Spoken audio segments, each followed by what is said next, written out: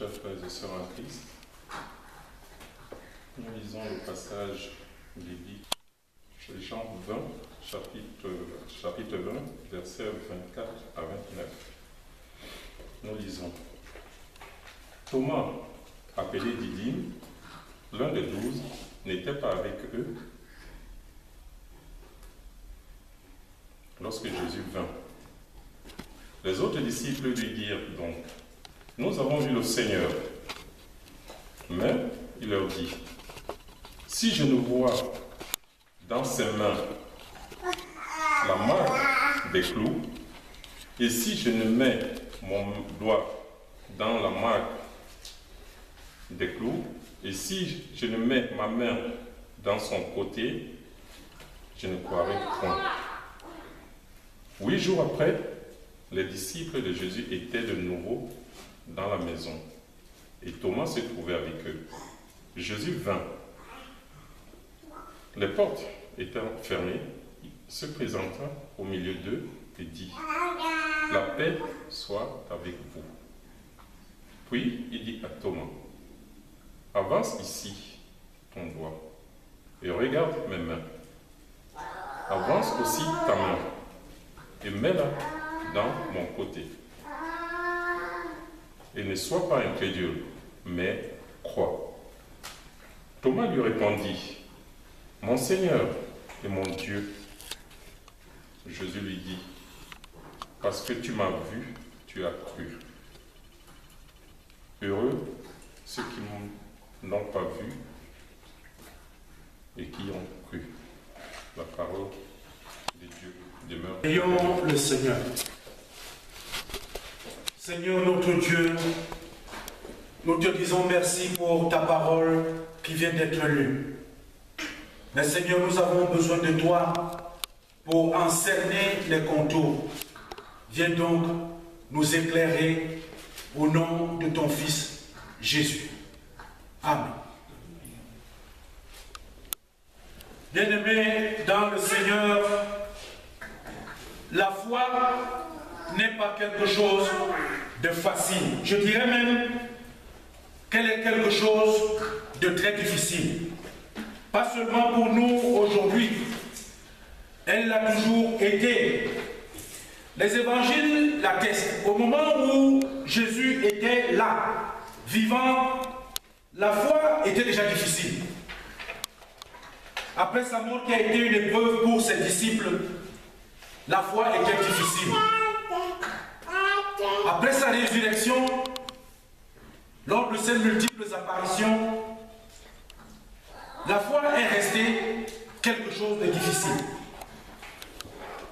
Elle est restée difficile pour tant de personnes de l'époque, des hommes, des femmes, témoins des miracles que Jésus faisait, des hommes et des femmes qui étaient témoins, n'est-ce pas, et bénéficiaires des guérisons que Jésus faisait.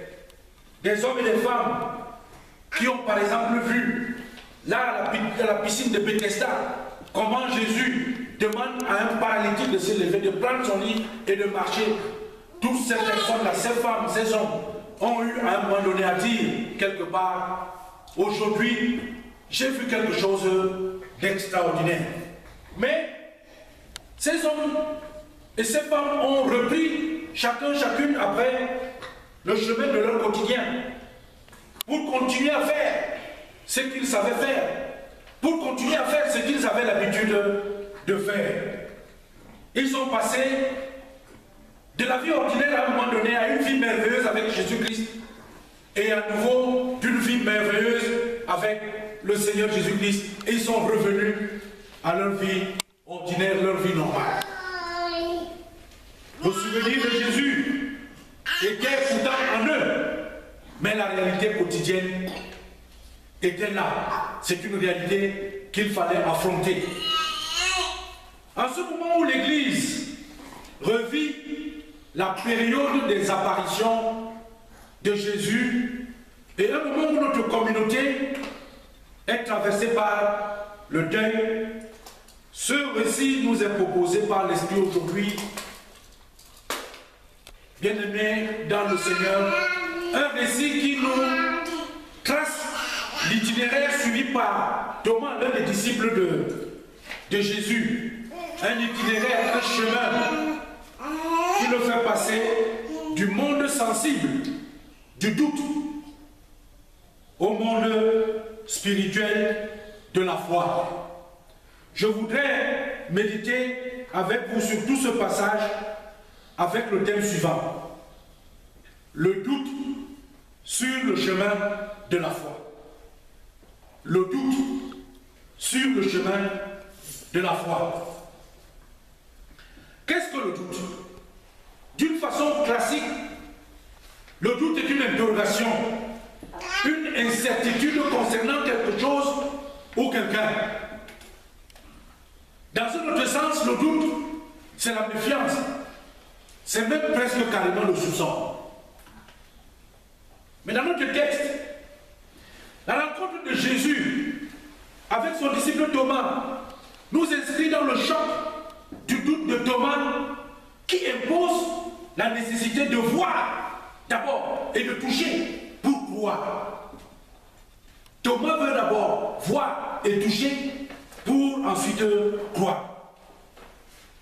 Jésus est apparu à d'autres disciples. Mais lorsque cette réalité parvient à Thomas, qui n'était pas là, comme le texte le souligne, ce dernier dont le nom signifie jumeau, parce que Didyme, c'est jumeau, refuse d'être édifié par autre chose que le témoignage de ses propres sens. Thomas refuse de se remettre à la confiance tirée de l'expérience des autres disciples. Il ne veut faire confiance qu'à son expérience personnelle. Voici ce qu'il dit. Si je ne vois pas dans ses mains la marque des clous, si je n'enfonce pas mon doigt à la place des clous, et si je n'enfonce pas ma main dans son côté, je ne croirai pas. 3 fois de suite, si je ne. Nous sommes ici dans un conditionnel qui s'impose comme une étape nécessaire pour Thomas dans le chemin et le cheminement qui l'amène à la foi. C'est avec tous les sens que Thomas désire cette connaissance. Et c'est pour cela qu'il refuse de faire confiance à autrui. Une question essentielle se pose ainsi à nous aujourd'hui. Faut-il douter avant de croire? Ou alors douter après avoir cru? Faut-il douter avant de croire? Ou alors douter après avoir cru? Bien-aimés dans le Seigneur, pour répondre à cette question, intéressons-nous ici là au doute de Thomas face au premier témoin. Face au premier témoin de la résurrection, les autres disciples, parce qu'en fait, ce sont eux qui sont les premiers témoins. Thomas doute. Mais le doute de Thomas est un doute de bon sens. Pourquoi? Thomas veut certainement croire. Mais le fait qu'on lui annonce quelque chose qui ne s'était jamais vu ne passe pas comme ça chez lui. Ça ne passe pas. C'est pour cela qu'il cherche une preuve. Thomas veut avoir une preuve. Ça s'appelle, dans une autre explication, la prudence. C'est de la prudence que de demander et de rechercher des preuves, de s'assurer de la véracité dans les dires des gens, pour éviter les confusions et pour éviter d'être soi-même confus.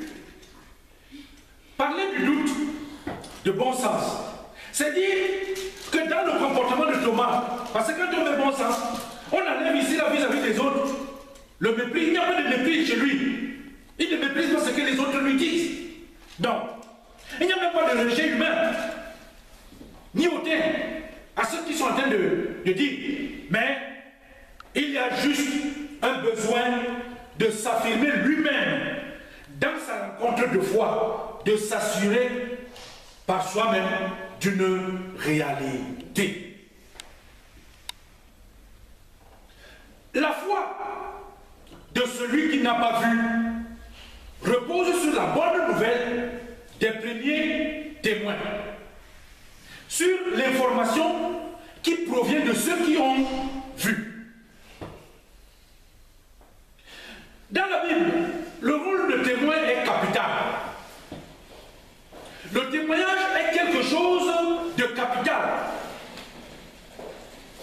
Dans l'Ancien Testament, la déposition de 2 ou 3 témoins est exigée pour que soit rendu possible l'exécution d'une personne qui mérite la mort. Elle mérite la mort. Mais pour que cela soit rendu possible, il faut la déposition d'au moins 2 ou 3 témoins. On peut le lire dans Deutéronome, le chapitre 17, le verset 16. Et dans le Nouveau Testament, il est recommandé de ne point recevoir d'accusation contre un ancien si elle ne découle pas de la déposition de 2 ou 3 témoins. On peut le voir dans 1 Timothée 5, 19. Ou encore, que toute affaire se réglera sur la déclaration de 2 ou 3 témoins.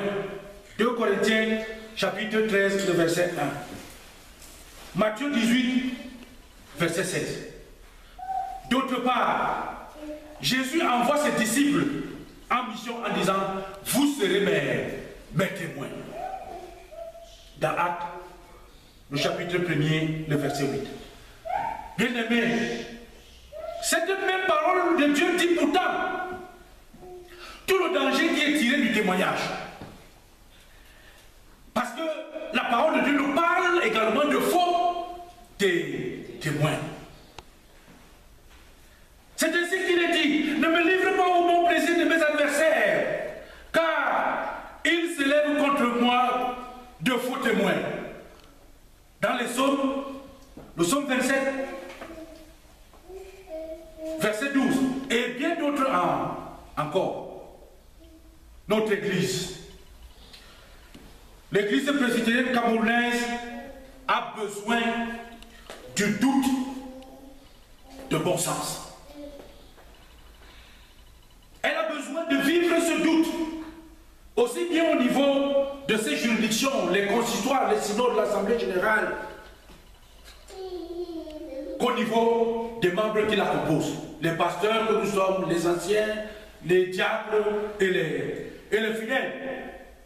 La société actuelle, que ce soit ici en France, au Cameroun ou ailleurs, a besoin du doute de bon sens.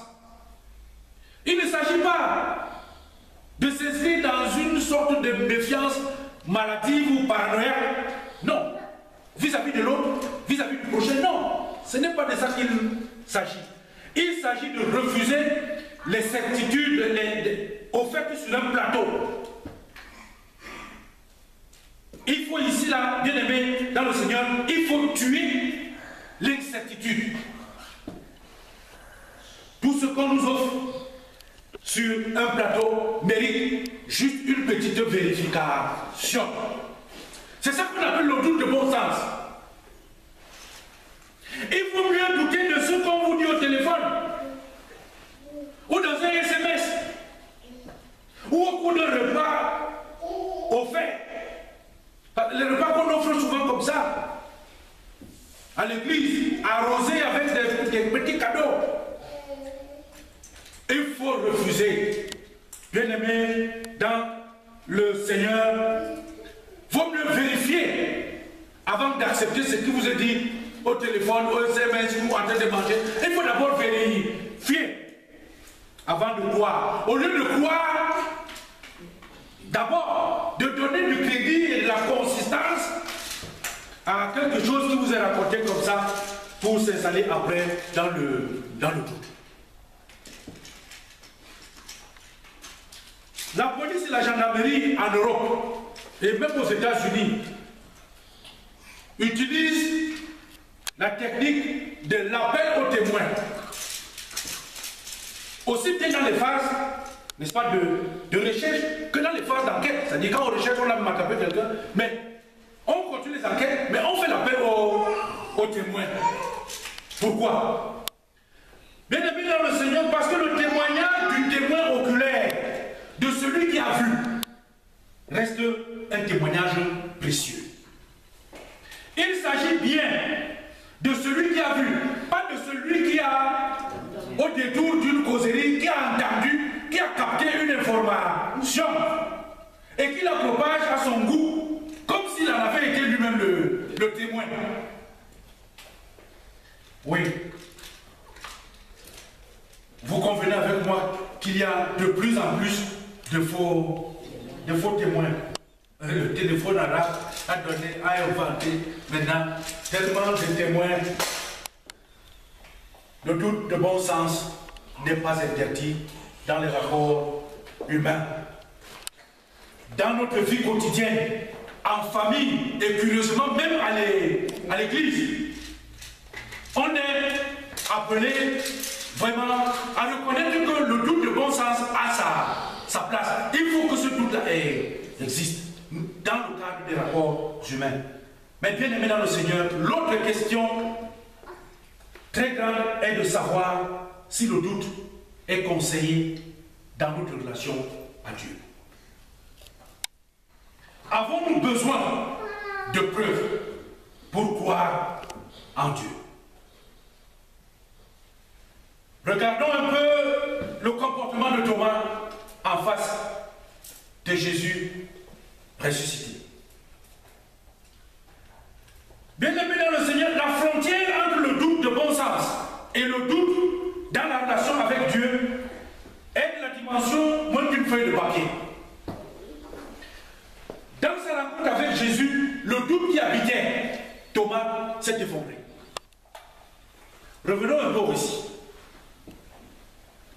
Alors que les portes étaient fermées, Jésus arrive dans la chambre où se réunissaient les disciples. Son entrée est spectaculaire. Vous vous imaginez, les portes sont fermées, tout est clos. Mais Jésus se retrouve devant eux.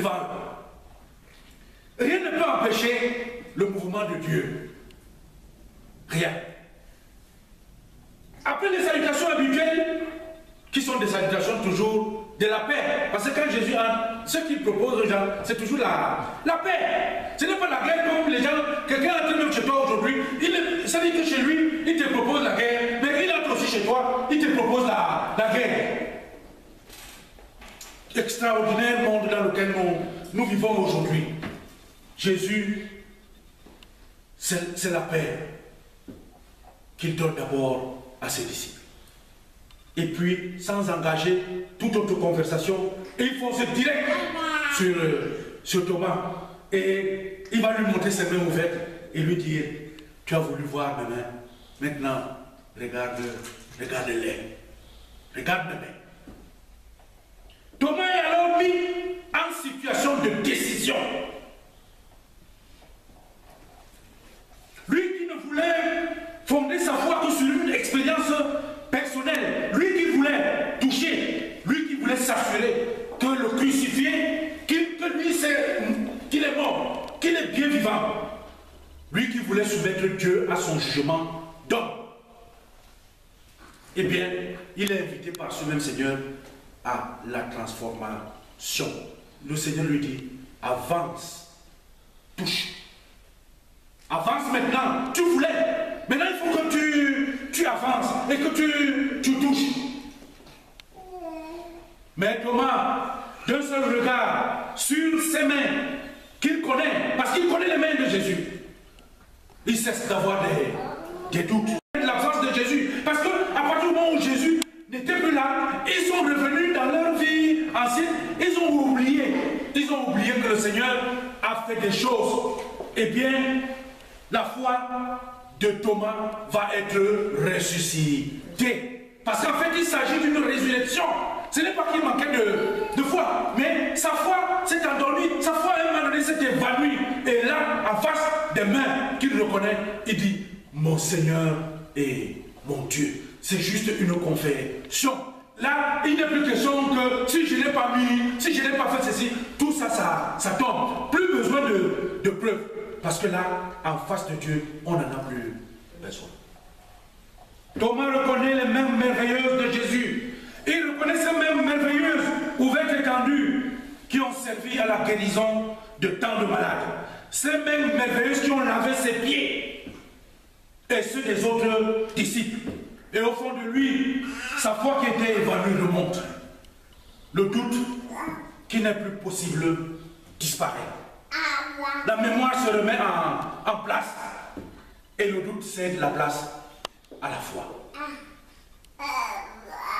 Bien-aimés dans le Seigneur, nous sommes comme Thomas. Nous avons connu et nous connaissons les merveilles des mains de Dieu dans son action dans nos vies. Mais quand le quotidien nous rattrape, parce que nous avons des choses à faire, nous avons des choses à prévoir, nous avons des situations qui sont urgentes, qu'elles soient des situations joyeuses ou tristes, l'urgence de l'immédiat nous fait oublier l'existence de Dieu. Voilà ce que nous vivons. Quand nous avons une urgence, tout de suite, on oublie l'existence de Dieu. Le temps commence à s'écouler et ce que nous avons de précieux comme relation avec Dieu s'endort et parfois même disparaît. Ce n'est pas Dieu qui disparaît de nos vies, mais c'est nous qui l'oublions l'espace d'un moment, faisant de lui un étranger. Puis un matin, nous nous épuisons à vouloir toucher les choses de Dieu comme Thomas voulait toucher les blessures de Jésus. Je voudrais terminer ce partage avec vous en disant que Jésus est ressuscité.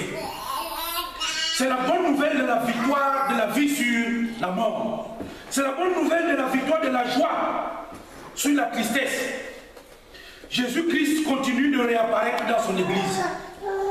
Là où des communautés vivent, les portes verrouillées, là où des chrétiens sont cloîtrés, refermés sur eux-mêmes, le Seigneur, sous la forme de notre projet, se présente et dit, regardez mes mains, regardez, pas seulement mes mains, regardez mon état. L'Église aujourd'hui, comme Thomas hier, est mise en situation de décision. Chaque chrétien, nous ici comme d'autres ailleurs, est mis en situation de décision. Nous devons nous toucher les uns les autres. Nous devons nous toucher les uns les autres.